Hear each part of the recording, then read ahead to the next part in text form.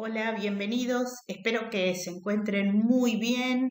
En este video vamos a estar viendo los contenidos de la unidad 6. En la unidad número 5 dijimos que tenemos átomos neutros y solos, que la neutralidad significaba que tengan la misma cantidad de partículas positivas y partículas negativas. Las partículas positivas son los protones que se encuentran adentro del núcleo del átomo y las partículas negativas son los electrones que están distribuidos en los niveles de energía. También dijimos que la distribución seguía una regla y que tenía que respetarse la cantidad máxima de electrones que pueden almacenarse en cada nivel. Lo que vamos a agregar a partir de ahora es la idea de que los átomos no están en la naturaleza ni solos ni son neutros, sino que lo más probable es encontrarlos asociados entre ellos, formando lo que se denomina un compuesto químico. Cuando tenemos unión de al menos dos átomos o dos elementos, tenemos la formación de un compuesto químico.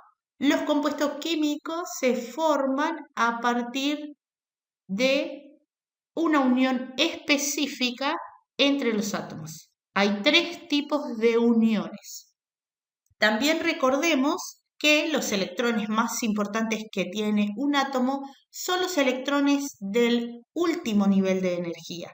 Esos electrones se llaman electrones de valencia, ya que esos son los únicos electrones que pueden reaccionar con los electrones de otro átomo para formar la unión o enlace químico. Entonces, en estas uniones, en esta formación de estos nuevos compuestos químicos que van a tener propiedades de la materia diferentes a los átomos solos, lo mismo que el estado de agregación, cuando se forma un compuesto químico, el estado de agregación de ese compuesto puede ser muy diferente al estado de los elementos que lo formaron.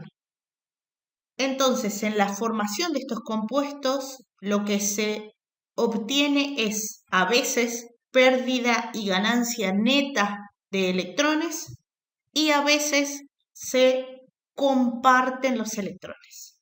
Es importante destacar que tenemos tres tipos de enlaces o uniones químicas. La unión metálica es el tipo de unión que da un compuesto metálico y solamente se produce cuando se estén uniendo al menos dos elementos o átomos del grupo B, que son los metales de transición. Si tenemos entonces esa combinación, vamos a tener un compuesto metálico. La forma en la que se produce esta unión no es compleja, pero excede lo que nosotros tenemos que ver en este curso, por eso es que no aparece en la guía cómo es que hacen los metales de transición para unirse entre sí. Los que sí vamos a ver al detalle es la unión iónica y la unión covalente. Vamos a empezar con la unión iónica. Para formar un compuesto iónico, entonces se tiene que dar la condición necesaria de que se una un metal con un no metal. Por eso es importante tener una tabla periódica y poder identificar adentro de esta tabla, distinguir y ubicar dentro de una tabla periódica la clasificación de estos elementos como metales, no metales, metaloides y gases nobles o gases inertes es un sinónimo. Entonces, retomando, las uniones iónicas o los enlaces iónicos son solamente los enlaces que mantienen unidos a un metal con un no metal. En este caso hay una pérdida y una ganancia de electrones. La unión química covalente es cuando se unen dos elementos no metálicos.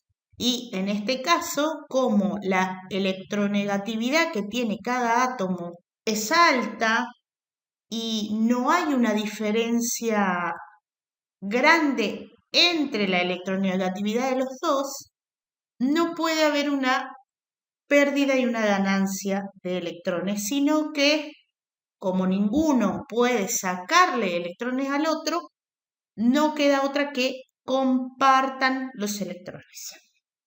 Siempre lo que tienen que compartir o lo que tienen que tomar va a ser la cantidad de electrones necesarias para llegar a tener 8 electrones en el último nivel de energía. A este concepto de que cada átomo quiere tener 8 electrones en el último nivel de energía que posee, se lo conoce como regla del octeto. Y lo que podemos pensar es que justamente para esto los átomos se van a estar uniendo entre sí para lograr este objetivo de tener 8 electrones en el último nivel de energía. Idealmente, logrando esto, alcanzan una estabilidad energética y pueden ser estables en el tiempo. Como bien dice en esta filmina, hay una excepción a esta regla que se refiere a los átomos que están en el periodo 1, ya que al estar en el periodo 1 tienen un nivel de energía, que es el primero, y el primer nivel se llena solamente con 2 electrones y ya está. Solamente entraban 2 en el nivel 1, ya que es el nivel más cercano al núcleo y el que es el donde el espacio es el más pequeño.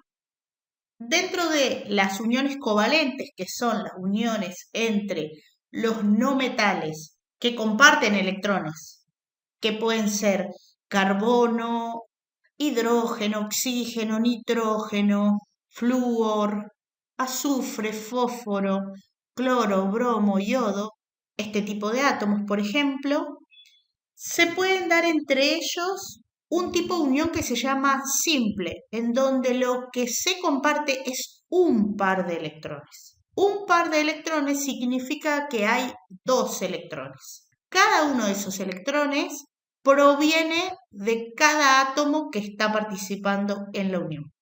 Luego hay un tipo de unión que se llama doble. En ese caso hay 2 pares de electrones. 2 pares serían 4 electrones. En este caso, 2 electrones provienen del átomo 1 y 2 electrones del átomo 2.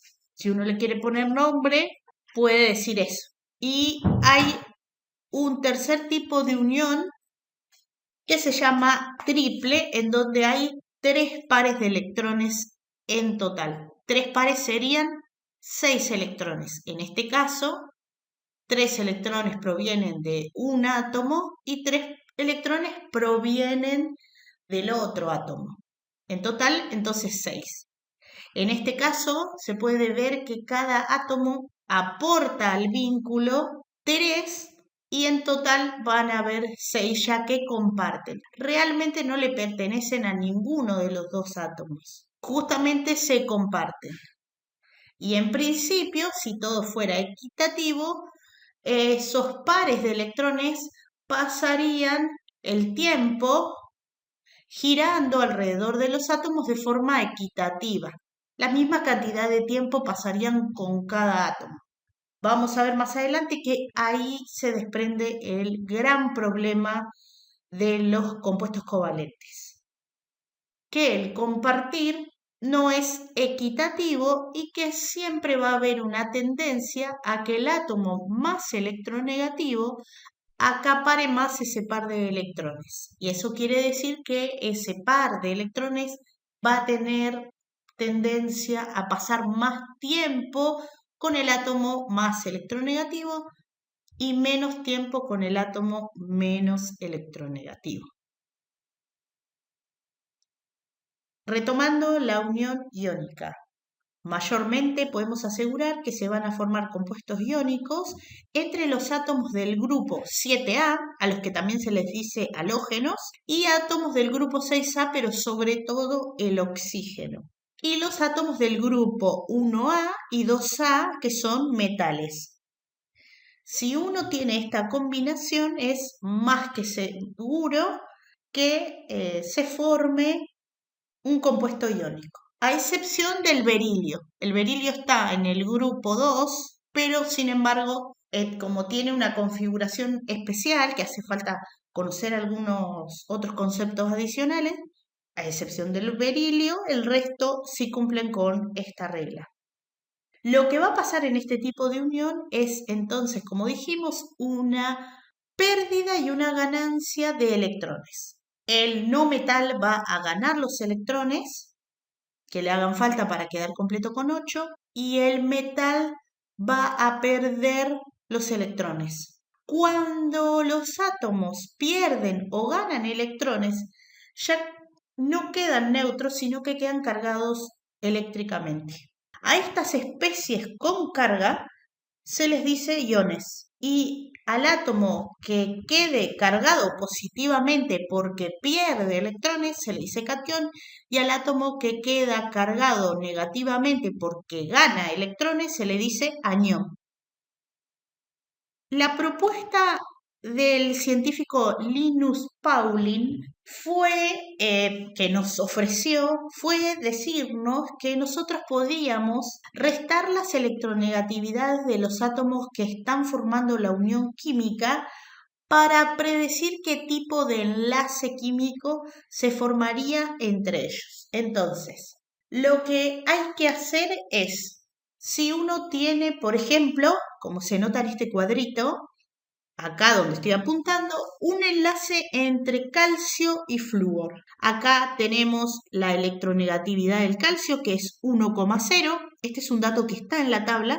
Y acá tenemos la electronegatividad del flúor, que es 3,98 o 4, es lo mismo. Y lo que haríamos es la diferencia, o sea, a la electronegatividad del flúor le restamos la electronegatividad de calcio y nos da 2,98. Ese valor 2,98 lo venimos a buscar acá, en esta recta. ¿Vieron esta recta que dice delta EN? Porque es diferencia de electronegatividad. Acuérdense que el triangulito es variación de la electronegatividad o diferencia de electronegatividad en este caso. Es la electronegatividad del átomo mayor menos la electronegatividad del átomo con el valor menor.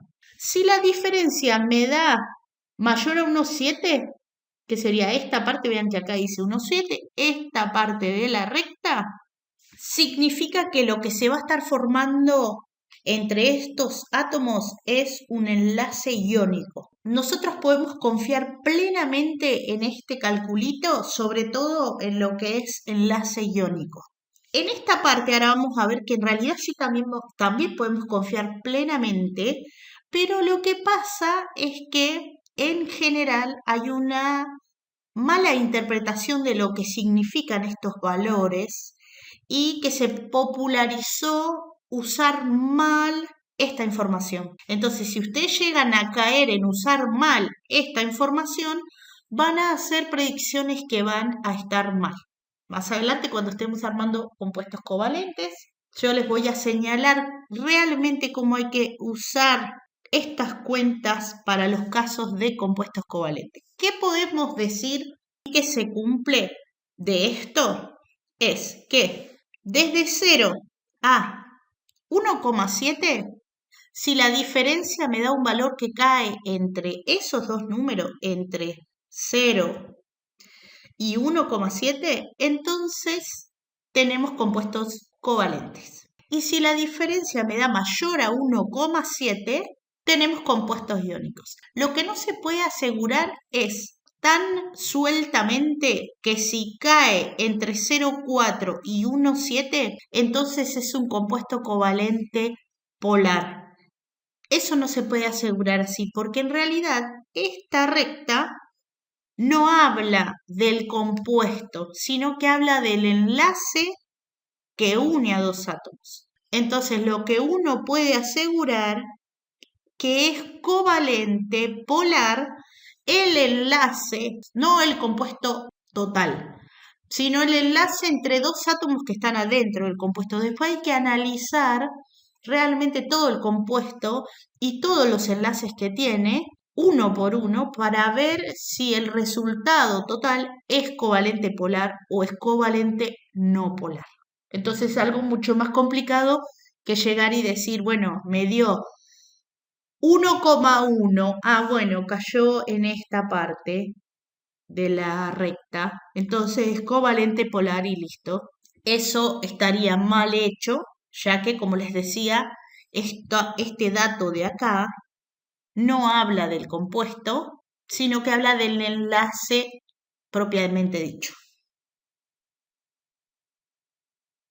Para armar compuestos con al menos dos átomos, que serían compuestos binarios, tenemos que tener en cuenta un concepto que se llama número de oxidación o estado de oxidación del átomo que está participando en el compuesto. Vamos a tener al principio, para empezar, dos familias de compuestos binarios. Una de las más importantes es la familia de compuestos que se forman con el oxígeno, que se llaman óxidos. Y la segunda familia es la familia que se forma con el hidrógeno, que se llaman hidruros.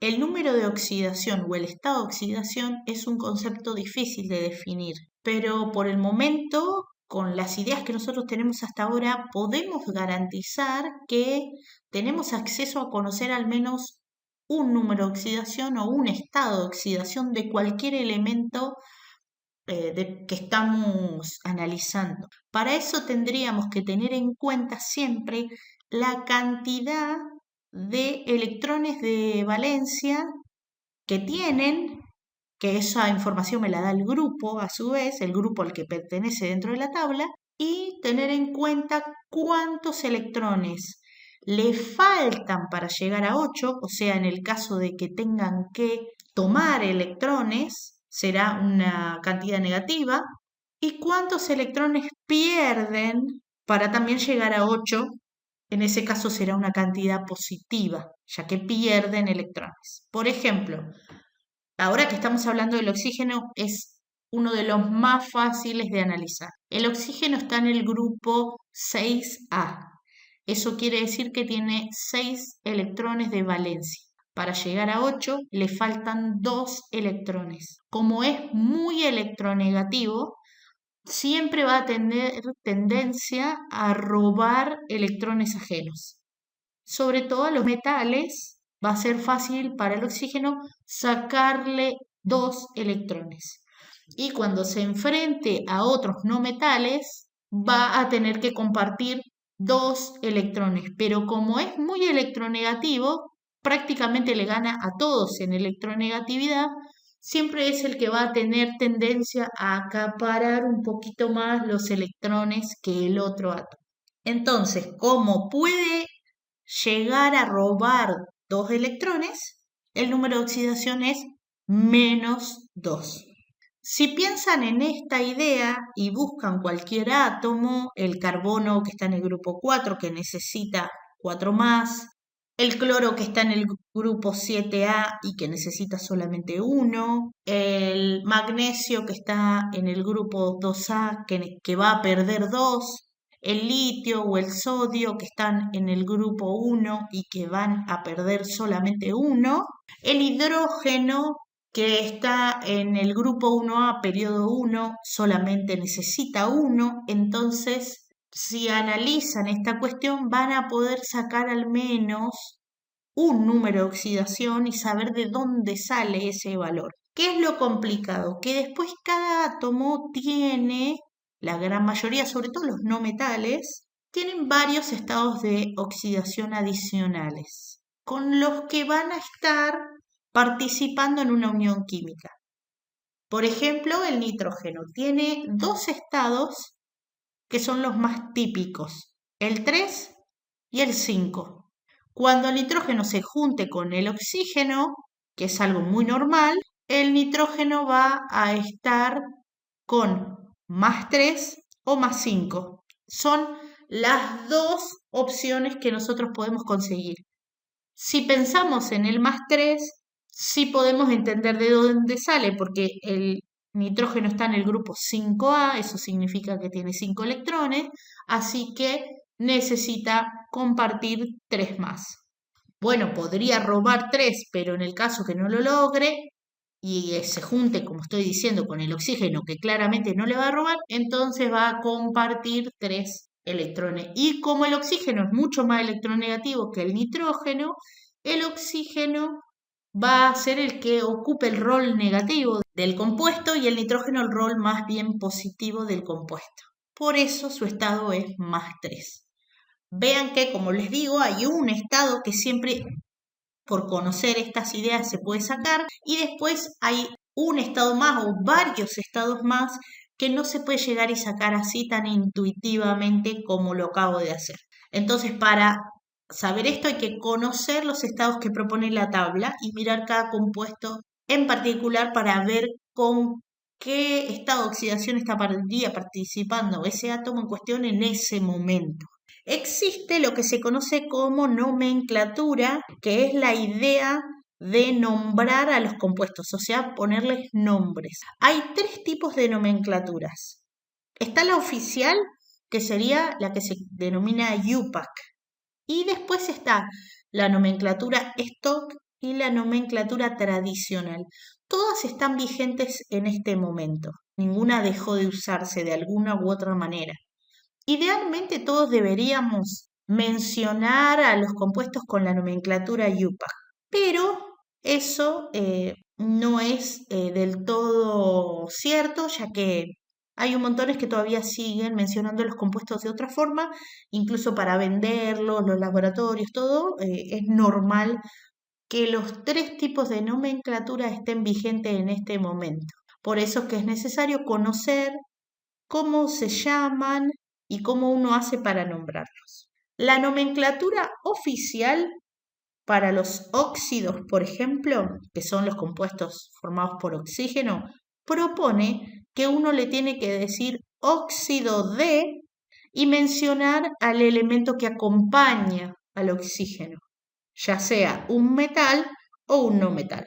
Y luego decir entre paréntesis el número de oxidación del átomo que está participando y colocarlo en número romano. Por ejemplo, el hierro forma 2 óxidos que son muy famosos, que serían el óxido de hierro 2 y el óxido de hierro 3. Hay que diferenciarlo porque el hierro tiene 2 estados de oxidación, el +2 y el +3. Entonces, si uno dice óxido de hierro, no sabe con qué estado estaría actuando en ese momento el hierro. Podría ser +2, +3 y no tiene idea. Entonces, al decir óxido de hierro 2, ahí se aclara que el hierro está con 2 en ese momento. O al decir óxido de hierro 3, ahí estaríamos aclarando que en ese momento el hierro está con +3, ya que hay 2 posibilidades.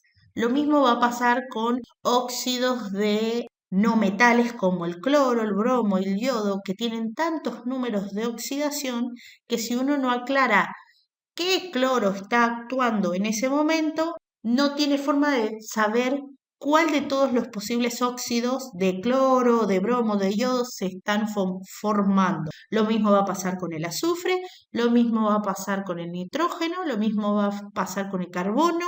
Por eso se hace más complicado el hecho de armar compuestos químicos y a su vez también nombrarlos. Se puede garantizar entonces que un óxido que se forme con oxígeno más metal se llama óxido básico y que un óxido que se forme con un no metal más oxígeno es un óxido ácido.